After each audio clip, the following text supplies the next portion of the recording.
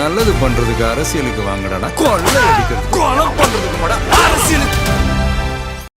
Left side OMR, right side ECR. நடுவுல உங்க step stone secret plots.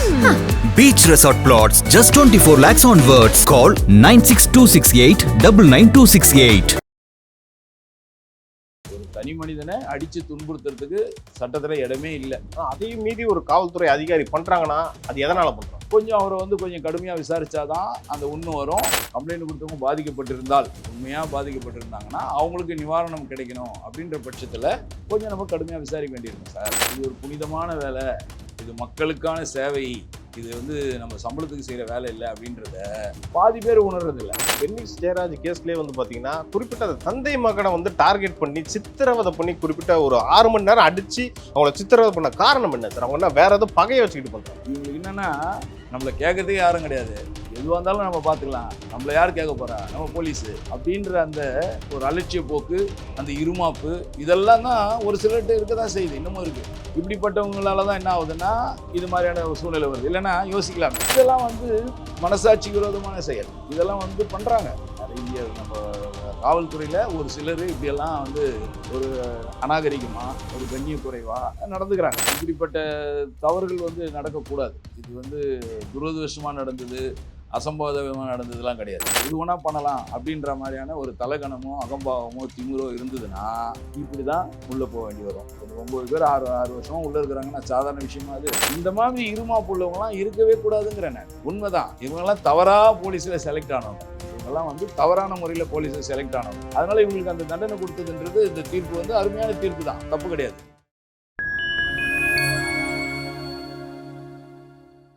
Fine time நேயர்களுக்கு வணக்கம். இன்று நம்மோடு இணைந்திருப்பவர் தமிழ்நாடு காவல்துறையை சேர்ந்த கவிஞர் திரு VA ஜோதி அவர்கள். வணக்கம் சார். வணக்கம். வணக்கம். எப்படி சார் இருக்கீங்க? நல்லா இருக்குங்க சார். தமிழ்நாட்டையே உழுக்குன இந்த சாத்தாங்குளம் அந்த கேஸ்ல நீதிமன்றம் ஒரு தீர்ப்பு கொடுத்துருக்காங்க. அந்த கேஸ்ல சம்பந்தப்பட்ட 9 காவலர்களும் குற்றவாளின்ட்டு நீதிமன்றம் தீர்ப்பு கொடுத்துருக்காங்க. அதோட தண்டனை விவரங்கள் 30ஆம் தேதி சொல்லியிருக்காங்க. ஸோ இந்த கேஸ் எப்படி சார் பார்க்குறீங்க? விரைவாக முடிச்சிருக்காங்களா? ஏன்னா பல கேஸ் 20-30 வருஷம்லாம் போயிருக்கு. ஸோ 6 வருஷத்துலேயே முடிச்சிருக்காங்க. எப்படி சார் பார்க்குறீங்க? முதல்ல ஃபைன் டைம் நேயர்களுக்கு வணக்கம்.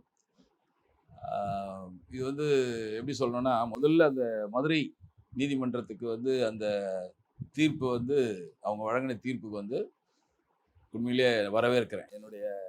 என்னுடைய பார்வையில் நான் வரவேற்கிறேன். ஏன்னா காவல்துறையிலேயே நான் இருந்தாலும் இது கிட்டத்தட்ட காவலர்களுக்கு உண்டான ஒரு தண்டனையாக தானே இந்த தீர்ப்பு வழங்கியிருக்காங்க. அதை உண்மையிலேயே மனசார அதை நான் வரவேற்கிறேன். ஏன்னா இப்படிப்பட்ட தவறுகள் நடக்கக்கூடாது. இது துரதிருஷ்டமாக நடந்தது, அசம்பாவிதமாக நடந்ததுலாம் கிடையாது. இதெல்லாம் எப்படி சொல்கிறதுன்னா, நிறைய பேர் காவல்துறையிலே, இப்போ நான்லாம் வேலை செஞ்சோம், போனோம், வந்தோம். நாங்களாம் கூட ஒரு சில கட்டங்களில் யாரையாவது ஏதோ ஒரு குற்றவாளியை விசாரிக்கணும்னா சில நேரங்களில் சின்னதாக துன்புறுத்த வேண்டிய வேலைகள் இருக்க தான் செய்யும். ஆனாலும் சிறுதா துன்புறுத்தல்னா அது எப்படி சார்? ஒரு லத்தி சும்மா அதுக்கு முன்னாடிலாம் லாடம் கட்டுறதுன்னு வாங்க இல்லைங்களா? இப்போ பார்த்தீங்கன்னா உள்ளங்காலில் ஒரு 4 தட்டுவாங்க. அது எந்த எஃபெக்டும் இருக்காது. அதாவது அவருக்கு ஒரு பயமுறுத்துறதுக்கு தான் அது. அப்போது எதுக்காக அது கூடனா, எல்லா குற்றவாளியுமே வந்தவொடனே குற்றத்தை ஒப்புக்க போகிறது இல்லை. இப்போ வேறு ஏதாவது ஒரு வழக்கு இல்லைன்னா பிரச்சனை இல்லை, சரி அவர் ஒத்துக்கல எதனா ஒன்று பண்ணிட்டு போயிடலாம். இந்த திருட்டு வழக்கு இது மாதிரியான விஷயங்கள்லாம் பாதிக்கப்பட்டவங்க தான் இருப்பாங்க. இப்போ அவங்களுடைய நகையை ஒரு திருடு பண்ணியிருப்பார், செயின் ஸ்நாச்சிங் நடந்திருக்கும். இதை நகையை எங்கன்னா எதுவும் விற்றுருப்பார், எங்கேயா வச்சுருப்பார், அவர் தான் பண்ணாருன்றது ஆதாரபூர்வமாக நமக்கு தெரியும். ஆனால் அவர் அதை சொன்னால் தான் உண்டு, அந்த பாதிக்கப்பட்டவங்களுக்கு அந்த நகையை வாங்கி கொடுக்க முடியும். அது மாதிரி நேரங்களில் அவர் ஒரே பிடிவாதம்னு அடம்ப்டாக இருந்தார்னா அப்போது இந்த மாதிரியான இது பண்ணணும். அதுக்கு கூட காவல்துறைக்கு பெரிய சட்டத்தில் இடம் கிடையாது. ஒரு தனி மனிதனை அடித்து துன்புறுத்துறதுக்கு சட்டத்தில் இடமே இல்லை. அதையும் மீறி ஒரு காவல்துறை அதிகாரி பண்றாங்கன்னா அது எதனால பண்றாங்க?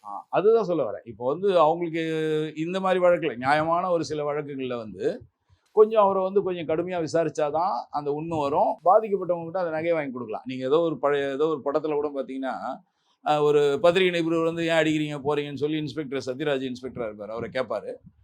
அதே மாதிரி அவருக்கு ஒரு பாதிப்பு வரும் அந்த நிருபருக்கு. அவர் வீட்டில் ஏதோ ஒரு பொருள் காணாத போய்டும் கம்ப்ளைண்ட் கொடுக்கும்போது, அப்போ அந்த இன்ஸ்பெக்டர் என்ன பண்ணுவார், அந்த இவன் தான் சார் எடுத்தான் அப்படின்னு சொல்லுவார். அவனை கூப்பிட்டு உட்கார வச்சுட்டு, தம்பி உட்காருங்க தம்பி, சாப்பிடுங்க, பிரியாணி சாப்பிடுங்க, தண்ணி குடிங்க எல்லாம் பண்ணுங்க, இவர் சாரோட இது வீட்டில் இந்த பொருள் எடுத்தீங்களா அப்படின்னா அவன் இல்லைன்னு சொல்லுவான். அப்போது இவர் என்ன சொல்லுவார், சார் அவன் இல்லைன்னு சொல்கிறானே அப்படின்னு சொல்லுவார். அப்போ அந்த நிருபர் சொல்லுவார், சார் இப்படி கேட்டிங்கன்னா எப்படி சார் அவன் சொல்லுவான், அவனை ஏதாவது அடிச்சு கேளுங்க சார் அப்படின்னு அந்த நிருபர் சொல்லுவார். அப்போ தான் இன்ஸ்பெக்டர் என்ன சொல்லுவார், அந்த சத்யராஜா இன்ஸ்பெக்டர் என்ன சொல்லுவார்னா, கடமை கண்ணியம் கட்டுப்பாடு ஏதோ ஒரு நினைக்கிறேன் நான் அந்த படம். அப்போது அதான் சார் உங்களுக்குன்னு ஒரு பாதிப்பு வரும்போது தான் இப்படி சொல்கிறீங்க. இப்போ இதே வேலையை தான் நான் முன்னாடி செஞ்சேன். அப்போ நீங்கள் தான் பத்திரிகையில் எழுதுனீங்க, ஏன் வந்து காவல்துறை அடிக்கிறாங்க, அடிக்கிறதுக்கு உங்களுக்கு என்ன ரைட்ஸ் இருக்குது, அடிக்கிறதுக்கு என்ன உரிமை இருக்குது அப்படிலாம் வந்து நீங்கள் சொன்னீங்க. இப்போ இதே உங்களுக்கு பாதிப்பு வரும்போது அடிச்சு கேளுன்றீங்க. ஸோ போலீஸில் வந்து நாங்கள் எங்களுக்கு யாருமே எந்த பொதுமக்களோ இல்லை குற்றவாளியோ எங்களுக்கு எதிரியோ எதுவுமே கிடையாது. அவங்ககிட்ட இந்த உண்மையை வர வைக்காமல் கூட விட்டுறலாம். அதால் யாருக்கு பாதிப்பு, கம்ப்ளைண்ட் கொடுக்குற உங்களுக்கு தானே பாதிப்பு. ஸோ உங்களுக்கு ஃபேவராக வேலை செய்யணும். கம்ப்ளைண்ட் கொடுத்தவங்க பாதிக்கப்பட்டிருந்தால், உண்மையாக பாதிக்கப்பட்டிருந்தாங்கன்னா அவங்களுக்கு நிவாரணம் கிடைக்கணும் அப்படின்ற பட்சத்தில் கொஞ்சம் நம்ம கடுமையாக விசாரிக்க வேண்டியிருக்கும் சார். இந்த பென்னிக்ஸ் ஜெயராஜ் கேஸ்லேயே வந்து பார்த்தீங்கன்னா குறிப்பிட்ட அந்த தந்தை மகனை வந்து டார்கெட் பண்ணி சித்திரவதை பண்ணி குறிப்பிட்ட ஒரு 6 மணி நேரம் அடித்து அவங்கள சித்திரவதை பண்ண காரணம் என்ன சார்? அவங்க என்ன வேற ஏதோ பகையை வச்சுக்கிட்டு பண்ணுறாங்க? இல்லைம்மா, பகல் இல்லை. நான் அதான் நம்ம அழகாக சொல்லிட்டு வரேன். நீங்கள் கேட்ட முதல் கொஸ்டினோ தான், இப்போ கேட்குற கொஸ்டினோ தான். நான் முதல்ல தெளிவுபடுத்துகிறேன். நம்ம எடுத்த உடனே அதை சப்ஜெக்ட் சொன்னோம்னா ஆடியன்ஸுக்கும் அது ஒரு சரியாக விளங்காது. இப்போது காவல்துறையில் முதல்ல நமக்கு இந்த உடுப்பு வந்து காக்கி சொக்கா உடுப்பு வந்து கடவுள் கொடுத்த ஒரு வரம். 4 பேருக்கு நல்லது செய்யணுன்றதுக்கான ஒரு வாய்ப்பு. அது கடவுளுடைய கிருபை இல்லாமல் இந்த காவல்துறையில் வந்து வரவே முடியாது. எவ்வளோ இன்ஃப்ளூயன்ஸ் இருந்தாலும், எவ்வளோ திறமை இருந்தாலும், அதுக்குன்னு ஒரு அந்த சொக்காயை போடுறதுக்குன்னு ஒரு குடுப்பனை இருக்கணும். அது கடவுள் அருள் நான் சொல்கிறேன். கடவுள் நம்பிக்கை இல்லாதவங்களுக்கு வந்து அந்த ஒரு இது இருந்தால் தான் அது வர முடியும். அவங்க அப்பா அம்மா செஞ்ச புண்ணியங்கள், யாரோ செஞ்ச ஒரு பலனில், பூஜா பலனில், புண்ணிய பலனில் தான் அந்த காக்கி சொக்காயை போட முடியும். அப்படிப்பட்ட ஒரு உத்தியோகம் அது. இது மற்ற அரசு தொழில் மாதிரி இது கிடையாது. இது வந்து ஒரு மனிதனுடைய வாழ்வாதாரத்தை, மனிதனுடைய வாழ்க்கை பிரச்சனையை நம்மக்கிட்ட கொண்டு வந்து கொடுக்குறான். ஒன்று கோயிலுக்கு போவான், சாமிக்கிட்ட போய் சொல்லுவான், அதை விட்டால் அடுத்தது போலீஸ் ஸ்டேஷன் தான் வருவான். ஸோ அவன் வாழ்க்கையே நம்மக்கிட்ட கொடுக்குறானும் போது அதை அலசி ஆராய்ஞ்சு அதில் ஒரு நல்லது கெட்டது சொல்கிறதுக்கு தான் அங்கே உட்காந்துட்டு இருக்காரு. இதை வந்து உணர்றதே இல்லை. இது ஒரு புனிதமான வேலை, இது மக்களுக்கான சேவை, இது வந்து நம்ம சம்பளத்துக்கு செய்கிற வேலை இல்லை அப்படின்றத பாதி பேர் உணர்றதில்லை. நான் எல்லாருமே சொல்ல, ஒட்டுமொத்தமாக சொல்ல, காவல்துறையில் ஒரு 50% என்ன நினைக்கிறாங்கன்னா, என்னமோ பெரிய மலர் கீடம் தலையில் வச்ச மாதிரியும், ஒரு 4-5 கை, கொம்பு, கால் எல்லாமே முளைச்சி ஒரு அசுர பலத்தில் யாரோ வந்து ஒரு ஆமாம் அப்படியே கடவுளால் அப்படியே நேரம் வேணத்துலேருந்து இறங்கிட்ட மாதிரியும் அந்த சொக்கா போட்டான்னு நினைக்கிறாங்க. அதிகாரிங்க மட்டும் இல்லை, போலீஸும் சில பேர் அது ஒரு தவறான எண்ணத்தில் பண்ணுறாங்க. இப்போ இந்த மாதிரியான செயல்பாடுகள்லாம் எங்கெங்கே வருதுன்னு கேட்டிங்கன்னா, சிம்பிளாக இப்போ வந்து பார்த்திங்கன்னா, ஒரு பெட்ரோல் வண்டி போவோம், ஒரு கடையில் போய் அதாவது கேட்பாரு. இப்போ சில நேரங்களில் டியூட்டியில் வரவங்க, ஏன்னா இது எல்லாமே இப்போ நான் பேசுகிறேன்னு சொன்னால், நான் இன்னும் பெரிய மகாத்மா, இப்போ இந்த ரசிகர்கள் கூட கேட்கலாம், இவரும் அதே காவல்துறையில் இருந்தவர் தானே, இவருனா பெரிய மகாத்மாவா, கௌதம புத்திரா, இவரெலாம் அப்படி பண்ணியிருக்க மாட்டாரா அப்படிலாம் கேட்கலாம். உண்மைதான் அது. ஆனால் எல்லாத்துக்குமே வந்து ஒரு வரமுறை இருக்குது, ஒரு நியாயம் இருக்குது, மனித நேயம் இருக்குது, மனசாட்சி இருக்குது, நமக்குன்னு உணர்வு இருக்குது. நம்ம ஒன்றும் பெரிய எது வேணா பண்ணலாம் அப்படின்ற மாதிரியான ஒரு தலகணமோ அகம்பாவமோ திமிரோ இருந்ததுன்னா இப்படி தான் உள்ளே போக வேண்டி வரும். இப்போ இந்த 9 பேர் 6 வருஷமாக உள்ளே இருக்கிறாங்கன்னா சாதாரண விஷயமா அது? நீ வந்து ஒரு அக்யூஸ்ட் வந்து ஜெயில் உள்ள விட்டுட்டு வந்தால் வெளியே கூடிய ஒரு காவல் அதிகாரி, நீ 6 வருஷமாக நீங்கள் உள்ளே இருக்கிறன்னா அதுக்கு என்ன காரணம்? ஒரு இன்ஸ்பெக்டர் மாதிரி ஒருத்தர் அந்த பதவியில் இருந்துட்டு சிறை சக கைதிகளோட இருக்கிறப்ப அவங்களோட மனநிலை எப்படி எவ்வளோ கஷ்டமாக இருக்கும் இல்லை? அது ஜெயிலில் அதுக்குன்னு ஒரு சில இதெல்லாம் வச்சுருக்காங்க. அதாவது வந்து அட்வொகேட்ஸுங்க, அந்த மாதிரி போலீஸுங்க, அரசு ஊழியருங்க, இப்படிலாம் வந்து லஞ்சம் வாங்குறவங்க இப்படிலாம் வராங்க இல்லைங்களா, அவங்களெல்லாம் ஒரு தனி பிளாக் போடுறாங்க. ஏன்னா அங்கே உள்ளுக்குள்ளே எதுவும் பிரச்சனை வரக்கூடாது, அதால் ஒரு தொந்தரவு வந்துடக்கூடாதுன்றதுனால அவங்களுக்கு ஒரு தனி பிளாக்காக இருக்கும். எதுவாக இருந்தாலும் ஜெயில் தானே. 6 வருஷம்னா என்ன ஆச்சு? நீங்கள் பாதிக்கப்பட்டு, உன்னால் உன் குடும்பம் பாதிக்கப்பட்டு, உன் பிள்ளைங்க பாதிக்கப்பட்டு, அதுங்களுடைய ஃப்யூச்சர் பாதித்து எங்கேயோ போய் முடியும் இல்லையா? அது இதோ இப்போ நாளைக்கு 30ஆம் தேதி தீர்ப்பு சொல்ல போகிறாங்க, தண்டனை சொல்ல போகிறாங்க. ஸோ அந்த தண்டனை எந்த மாதிரி இருக்கும்ன்றது சொல்ல முடியாது. அது எப்படி இருந்தாலும் இவங்களுக்கு அது பாதிப்பு தான். அப்போது இதுக்கு எல்லாம் காரணம் என்னென்னா இதுதான். இப்போது அதுக்கு உதாரணமாக சொல்லி வரேன் பாருங்கள். கீழே இருந்து வரேன் போதில், அது ஒரு பெட்ரோல் வண்டி போவோம், அதில் ஒரு சும்மா ஒரு எஸ்ஐ இருப்பார், ஒரு டிரைவர் இருப்பாங்க. சில நேரங்களில் காலையில் 7 மணிக்கெலாம் வந்துட வேண்டியிருக்கும். சில நேரத்தில் மத்தியானம் 1 மணிக்கு டியூட்டி முடியாமல் கண்டினியூ பண்ண வேண்டிய சூழ்நிலாம் இருக்கும். இப்போ போலீஸ்லலாம் வந்து என்ஜிஓஸ்லாம் சாப்பாடு கட்டின்னு போகிற மாதிரிலாம் நாங்கள் சாப்பாடெலாம் கட்டின்னு வர முடியாது. அது மாதிரி கஷ்டம். ஏன்னா 4 மணிக்கு வாங்குவாங்க. ஏன்னா இப்போ எகிப்து அதிபர் வராரு, 4:30 மணிக்கெலாம் வந்து பார்க்க நிற்கணும் ரோட்லன்னுவாங்க. 4:30 மணிக்கெலாம் நம்ம வீட்டில் இருக்கிறவங்க யார் சாப்பாடு கட்டி கொடுப்பாங்க. ஸோ அப்படிப்பட்ட ஒரு இக்கட்டான வேலை இது. சூழ்நிலையெல்லாம் ஒரு சரியில்லாத ஒரு வேலை. அது மாதிரி நேரங்களில் வந்து வேறு வழி இல்லாமல் நம்ம ஹோட்டலில் அங்கே இங்கே தான் சாப்பிட்டாகணும். அப்போ அது மாதிரி சாப்பிட்ற பட்சத்தில் நியாயமாக வந்து நம்ம பாக்கெட்லேருந்து காசு எடுத்து கொடுத்து சாப்பிடணும். அதானே முறை, அதானே நியாயமும் கூட. சரி, ஒரு ஸ்டேஷனில் லிமிட்டில் இருக்கிறதுனால ஒரு முகதாட்சணைக்காக நம்ம ஸ்டேஷனில் இருக்காரு, வேலை செய்கிறாரு, வீட்டுக்கு போக முடியாதுன்ற சூழ்நிலையால் அந்த ஹோட்டல் ஓனரே கூட இவர்கிட்ட பரிச்சயமாக இருப்பார், பேசுவார், கொள்வார்.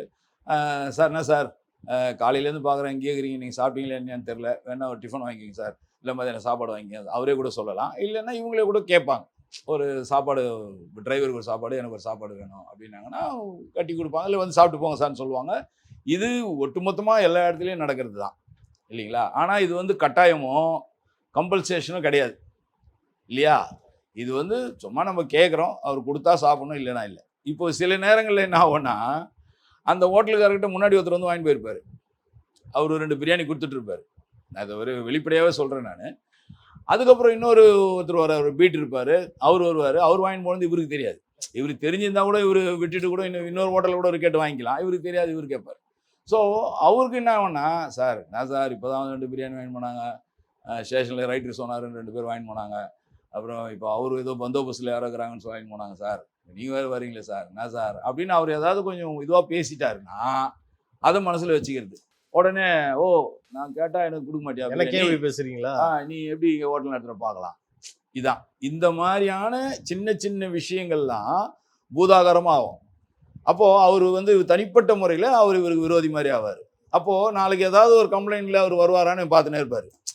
ஹோட்டலில் ஒருத்தன் குஷ் வந்து கலடா பண்ணிட்டான்னு ஒரு கம்ப்ளைண்ட் கொடுத்தாருன்னா இவர் உடனே அதான் நமக்கு ஒரு சந்தர்ப்பம் அப்படின்ட்டு மனசில் வச்சுக்குவார். அன்றைக்கி நான் வந்து கேட்டேன், எனக்கு கொடுக்கல, நான் இப்போ நீங்கள் என்ன பண்ணுற பாருன்னு அந்த குடிகாரங்கிட்ட நியாயப்படுத்தி அவன் பண்ணது நியாயன்ற மாதிரி பேசுவார். இவரே அவனுக்கு என்ன சொல்லியும் கொடுப்பாரு. அவன் தண்ணி கேட்டானா நீ தண்ணியே கொடுக்கலையா, அப்புறமா சாப்பாட்டில் கரப்பாம்பூச்சி இருந்து தான் இந்த மாதிரி ஹோட்டல் நடத்துகிற, அப்புறம் அவங்க கம்ப்ளைண்ட் நீ வந்து பண்ணிவிட்டு கம்ப்ளைண்ட் வேறு கொடுக்குறியா அப்படிம்பாரு. நம்ம வேறு வழியில் எதுவும் சொல்லவும் முடியாது. அப்போது இதெல்லாம் வந்து மனசாட்சி விரோதமான செயல். இதெல்லாம் வந்து பண்ணுறாங்க நிறைய நம்ம காவல்துறையில். ஒரு சிலர் இப்படியெல்லாம் வந்து ஒரு அநாகரிகமாக ஒரு கண்ணிய குறைவாக நடந்துக்கிறாங்க. இதனால தான் என்ன ஆகுதுன்னா அதிகாரிக்கு கெட்ட பேர் ஆகுது, நல்ல அதிகாரிக்கும் வந்து என்ன ஆகுதுன்னா கெட்ட பேர் ஆகுது. இது எங்கே போய் முடியுது, அதோடு இல்லை அரசு வரைக்கும் போகுது இல்லையா? அரசாங்கத்துக்கு வரைக்கும் கெட்ட பேர் ஆகுது. இந்த விஷயம் சின்னதாக சொல்கிறேன், இது பெருசாக ஒரு விஷயம். இதே தாட்டு தான் அங்கே ஏதோ ஒரு சம்திங். அவங்க 2 பேரும் அந்த ஜெயராஜும் அந்த பெனிக்ஸும் அவங்க ஒரு கரெக்டான செல்போன் கடை, அவங்க பயப்படணும்னு அவசியம் இல்லை. அவங்க கெஞ்சா விற்றா போலீஸை பயப்படலாம், சாராயம் விற்றா போலீஸை பயப்படலாம். இல்லை அவங்க நியாயமான ஒரு தொழில் பண்ணுறாங்க, நேர்மையாக இருக்கிறாங்க, அந்த ஊரில் கொஞ்சம் இதுவாக இருக்காங்க. ஸோ அதனால் வந்து அவங்க கொஞ்சம் எனக்கு தெரிஞ்ச விஷயம், நான் கேள்விப்பட்டு எனக்கு தெரிஞ்ச விஷயங்கள், அங்கே போய் ஏதாவது வண்டி போய் போலீஸ் வண்டி அங்கே நின்னா கூட சார் கடையை வாசல் நிற்காதீங்க, ஓரம் நிறுத்துங்க, அது சொல்லலாமே. வாசல் நிறுத்தினா அப்படி கஷ்டம் தானே, ஒரு ஓரம் நிறுத்துங்கன்னு சொல்லலாம். இந்த மாதிரியான ஒரு சின்ன சின்ன விஷயம் யாராவது ஏதாவது அங்கே போலீஸ் ஏதாவது வந்து ஏதாவது பண்ணும்போது இவங்க என்ன பண்ணுவாங்கன்னா பப்ளிக் சப்போர்ட் பண்ணி பேசுவாங்க. உங்களுக்கு சார் எதுக்கு சார் அவனா இப்போ ரோட்டில் கடை வச்சுக்கிறான்ப்பா, அவன் பிளாட்ஃபார்மில் அவனே சார் தொந்தரவு கொடுக்குறீங்க அப்படின்னு ஏதோ இவங்க மைண்டில் வச்சுக்கிறாங்க, சொல்கிறாங்க. அது எந்த அளவுக்கு உண்மை என்னன்னு நமக்கு தெரியாது. அப்போது இதெல்லாம் தான் எனக்கு ஏன் இதெல்லாம் உண்மையாக இருக்கும் அப்படின்னு தோணுதுன்னா, அவனை அவ்வளோ துன்புறுத்த வேண்டிய அவசியம் இல்லை. என்ன பெருசா கொரோனா காலத்துல கடை திறந்து வச்சிருந்தாரு. தீர்ப்புல கூட என்ன சொல்லியிருக்காங்கன்னு பாத்தீங்கன்னா, ஓகே நமக்கு 2 பேர் கிடைச்சிருக்காங்க, வாங்க அடிச்சு பழகிக்கோங்க அப்படின்ற மாதிரி தான் நீதிமன்றமும் சொல்லியிருக்கு. அதுல தான் சொல்லியிருக்காங்க. ஸோ இந்த மாதிரி மென்டாலிட்டி அது எப்படி சார் பாக்குறது நம்ம? அதுதான் சொல்ல வரேன். அப்போ எவ்வளோ காழ்ப்புணர்ச்சி இருக்குது, எவ்வளோ ஒரு அவங்க மேல வந்து இவங்களுக்கு வந்து வெறித்தனம் இருந்திருக்குது பாருங்க இல்லையா? ஸோ இப்போ இது வந்து காவல்துறையில நீங்க வந்து நல்லது செய்து தான் நீங்க இருக்கிறீங்க இல்லையா? உங்களை நம்பி தான் ஜனங்க இருக்குது. நீ பாதுகாக்கணும் கொடுக்கறதுக்கு தான் நீ இருக்க ஒழிய ஒருத்தனை அடித்து சாவடிக்கிறதுக்காக நம்ம இருக்கோம் இல்லை. இப்போ வந்து அதுக்கு தான் நான் அதை சொல்ல வந்தேன். சின்னதாக நம்ம துன்புறுத்தணும்னு சொன்ன பார்த்தீங்களா, இது மாதிரியான விஷயங்கள் ஒரு அவரால் பாதிப்பு ஒருத்தருக்கு இருக்குது, பெரிய பாதிப்பு. ஒரு 10,000 நகை போயிடுச்சு, ஒரு வீட்டிலேருந்து ஒரு 10 லட்சம் திருடி போயிட்டாரு, அவங்க ஒரு கல்யாணம் பண்ணணும், காட்சி பண்ணணும், அவங்க ஐயோ நான் 10 நாளில் கல்யாணம் சார், 10 லட்ச ரூபா தூக்கி போயிட்டான் சார் அப்படின்னு நம்ம கையும் களமாக பிடிச்சி அவன் துட்டே சொல்லலை, எங்கே இதுன்னு சொல்லவே மாட்டேன்றான்னா நம்ம விட்டுற முடியாது இல்லையா? அப்போ அவங்களுடைய நலனை கருதி அவங்களுடைய தேவைகளை கருதி நம்ம வந்து கொஞ்சம் லேசாக விசாரிக்கிறோம். அதுவே வந்து சட்டத்துக்கு மீறி தான் செயல்படுறோம். அப்போது அவங்களுடைய நன்மைக்காக தான். இப்போ வந்து அந்த 10 லட்சம் அவன் இல்லவே இல்லைன்னு சொல்லிட்டு அவன் எதுவுமே ரிமாண்ட் பண்ணிட்டு போனால் போலீஸுக்கு ஒன்றும் சம்மந்தமே இல்லை. போலீஸுக்கு வரப்போகிற சம்பளம் வரப்போது ஒன்றும் இல்லை. ஆனால் 10 லட்சம் பறி கொடுத்தவங்க தானே பாதிக்கப்படுறான். சார் என்ன சார் நான் கல்யாணத்தை வச்சுக்கிறேன் சார் அப்படின்னு அவங்க அழுவாங்க இல்லையா? நான் என்னம்மா பண்ண முடியும், அவன் இல்லைன்றான், நான் ஜெயிலுக்கு அனுப்பிச்சிட்டோமா, முடிஞ்சு போச்சு அப்படின்னு சொல்லிட்டு போயிடலாம். ஸோ அதையும் மீறி செய்கிறோன்னா இந்த மாதிரியான மக்களுடைய நன்மையை கருதி தான் செய்கிறோம். சரி, கேள்வி என்னன்னா, இந்த பென்னிக்ஸ் சேர தந்தை மகனை வந்து கிட்டத்தட்ட அந்த காவல்துறையினர் 6 மணி நேரமா அடிச்சாங்கன்னு சொன்னால, அவங்களுக்கு ஏதோ ஆபத்து வந்துரும்ன்றத அவங்களுக்கு நல்லா தெரியும். இதையும் மீறி அடிக்கிறாங்கன்னா அவங்க எதனா பாத்துக்கலாம் அப்படின்ற மாதிரி சொல்றாங்க. அந்த தைரியம் இருக்கு. அது எப்படின்னா தம்பி, ஆத்திரத்துல அறிவு இழக்கிறது ஒண்ணு. ரெண்டாவது, முதல்ல தன்னுடைய நிலைப்பாடை உணராதது. காவல்துறையில இவ்வளவுதான், நம்ம வந்து இவ்வளவுதான் நம்ம வரமுறை, இதுக்கு மீறி நம்ம செயல்படக்கூடாது அப்படின்ற தன்னடக்கமும், காவல்துறையை பத்தி முழுமையா தெரிஞ்ச ஒரு உணர்வு உள்ளவனா இருந்தான்னா அந்த மாதிரிலாம் செயல்பட மாட்டான். இவங்களுக்கு என்னன்னா, நம்மளை கேட்கறதுக்கு யாரும் கிடையாது, எதுவாக இருந்தாலும் நம்ம பார்த்துக்கலாம், நம்மளை யார் கேட்க போறா, நம்ம போலீஸு அப்படின்ற அந்த ஒரு அலட்சிய போக்கு, அந்த இருமாப்பு, இதெல்லாம் தான் ஒரு சிலர்கிட்ட இருக்க தான் செய்யுது, இன்னமும் இருக்கு. இப்படிப்பட்டவங்களால தான் என்ன ஆகுதுன்னா இது மாதிரியான ஒரு சூழ்நிலை வருது. இல்லைன்னா யோசிக்கலாமே, நம்ம ஒருத்தர் போய் அடிக்கிறோன்னா அதுக்கு ஒரு வரமுறை இருக்குல்ல. நாளைக்கு வந்து சரி அவன் சாகாமையே கூட இருக்கட்டும், அப்பாவும் பிள்ளையும் சாவாம கூட இருக்கட்டும், அவரோட 60-65 வயசு இருக்கும் சார், வயசானவர் சார், அவரை போய் அடிக்கணும்ன்ற போதே அந்த என்ன வந்து வரணும்ல, யோசிக்கணும்ல. நாளைக்கு அவர் பாதிச்சதுன்னா கூட, அவர் கை ஓடிச்சது கால் ஓடிச்சது பாதிச்சதுன்னா கூட அதுவே நமக்கு ஒரு பெரிய பாவம் தானே. அவங்களுடைய அதாவது அவர் ஏதாவது பெரிய தவறு பண்ணியிருந்தா பரவாயில்ல. உங்களுக்கு வந்து எதையாவது அந்த ஊர்ல வந்து பாம்பு வைக்க வந்தாங்க, அது புள்ள துணையா தீவிரவாத செயல், ஒரு தீவிரவாத செயல் ஏற்பட்டாங்க, ஒரு 10-15 தீவிரவாதிகளை வச்சு ட்ரைனிங் கொடுத்தாங்க, இப்படியெல்லாம் ஏதாவது ஒரு இருந்தா கூட அதுல ஒரு லாஜிக் இருக்கு. ஏதோ ஒரு வகையில அந்த காவல் நிலையத்துக்கும் அந்த கடைக்கும், ஒட்டுமொத்த காவல் நிலையத்துக்கும் சொல்றேன் நான். ஏன்னா இதுல பாத்தீங்கன்னா கிட்டத்தட்ட 9 பேர் அக்யூஸ்ட் ஆகுறாங்க. அப்படியே ஒரு சில இடத்துல வந்து ஒரு ஸ்பெஷல் பார்ட்டி ஒரு 4 பேர் இருப்பாங்க.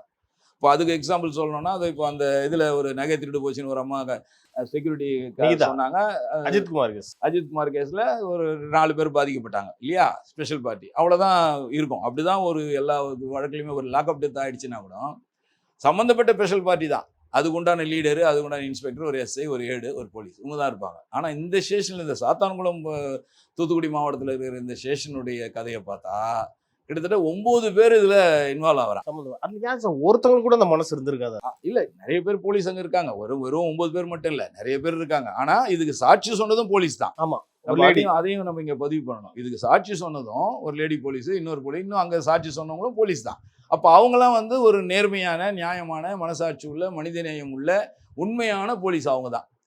நம்ம சபார்டினேட் ஆச்சே, நம்ம கூட வேலை செஞ்சவங்களாச்சே, நம்ம இவங்களை காப்பாற்றணும் அப்படிலாம் நினைக்காம, அடித்தது உண்மைதான் சார், சொல்லி அடிச்சாங்க அப்படின்னு நிறைய விட்னஸ் சொல்லியிருக்காங்க. ஸோ அப்போ அவங்களும் காவல்துறையை சேர்ந்தவங்க தான். அப்போது இதில் என்ன தெரியுதுன்னா, இந்த மாதிரி இருமாப்பு உள்ளவங்களாம் இருக்கவே கூடாதுங்கிற நான். உண்மைதான், இவங்கெல்லாம் தவறாக போலீஸில் செலக்ட் ஆனவங்க. இவங்கெல்லாம் வந்து தவறான முறையில் போலீஸில் செலக்ட் ஆனவங்க. செலக்ட் ஆகும் வந்து தவறுன்ற மாதிரி நான் என்னுடைய பார்வையில் பார்க்குறேன். அதனால இவங்களுக்கு அந்த தண்டனை கொடுத்ததுன்றது, இந்த தீர்ப்பு வந்து அருமையான தீர்ப்பு தான், தப்பு கிடையாது. இது என்ன ஆகுனா, தமிழ்நாடு பூரா இன்னும் இருக்கிற அதிகாரிகளுக்கும் இது வந்து போலீஸுக்கும் வந்து ஒரு பாடமாகவும் இருக்கும், பயமாகவும் இருக்குது. ஒரு பயம் கூட வேணாம், ஒரு பாடமாக எடுத்துக்கோங்க. எதுக்கு ஒருத்தர் வந்து நீங்கள் உனக்கு என்ன அளவு இருக்குது, அந்த அளவுகளை மீறி எதுக்கு போகிறீங்க? நீங்கள் வந்து அவரை அடித்து துன்புறுத்துற அளவுக்கு அவர் என்ன பெரிய தப்பு பண்ணிட்டாரு இல்லையா? அப்படியே நீங்கள் அடிக்கணும், போகணும், வரணும்னா அதுக்கு சில வழிமுறைகள் இருக்குது. அதுக்கும் வந்து நியாயம் இருக்கணும், நியாயமான முறையில் பண்ணலாம்.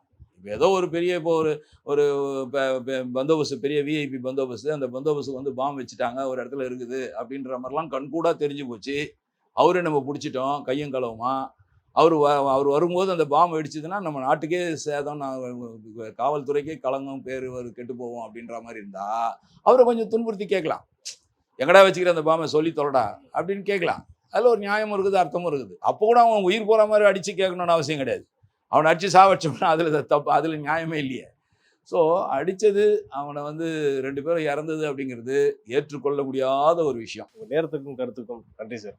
வணக்கம். நன்றி நேயர்களே, மீண்டும் ஒரு சந்திப்போம். வணக்கம்.